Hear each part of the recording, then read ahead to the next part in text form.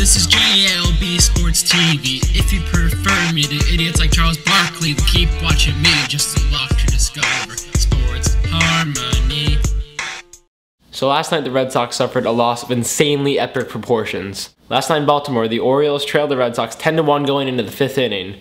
The final score would end up being Baltimore 11, Boston 10. Unbelievable. The best part is the Red Sox were cruising along so well with their heads up their asses early part in the game that the entire starting infield left the field after 2 outs. And nobody even bothered to let them know until manager Terry Francona started yelling at them to get back onto the field once they reached the dugout.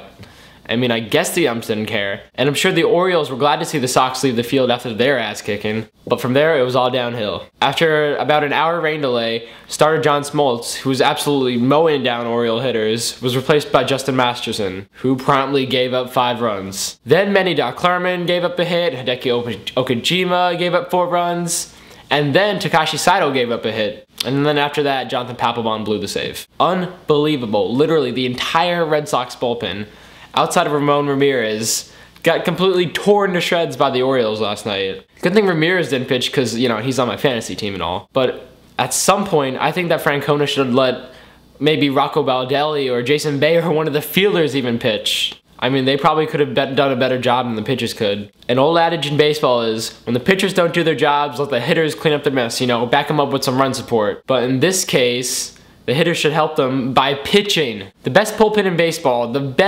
baseball, I'm not even joking. They had a sub-3 ERA coming into the game, you know, tops in the major leagues. Couldn't get any of the hapless Orioles out. This wasn't any ordinary Orioles lineup either. No. 2 of the players in the game were Oriole bench warmers. Orioles scrubs accounted for 5 of the Orioles team 11 RBIs. 5 of their 11 RBIs, Orioles backups accounted for. Unbelievable. Mathematically, the Orioles still only had a 5% chance of winning the game after they had fought back to 10-6 in the 8th inning. I bet the number was even lower when they were losing 10-1. Congrats to the Orioles, and it's always good to see the Red Sox go down in misery.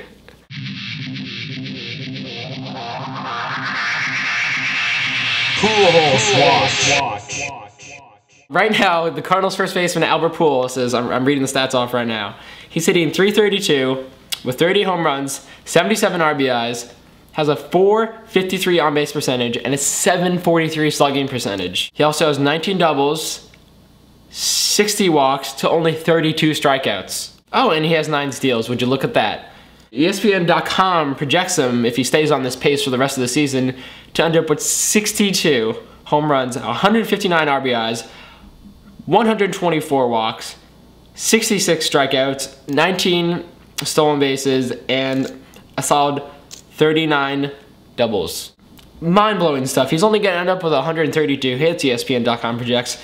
It's because he's going to walk so damn much. You see Ichiro a couple seasons ago when he broke the single-season hit record, I believe, what was it, 262 hits in a season? Well, that's because the guy never walked, he just hit everything. And that's all for today, this July the 1st. I'm Justin Block, and this is JLB Sports TV.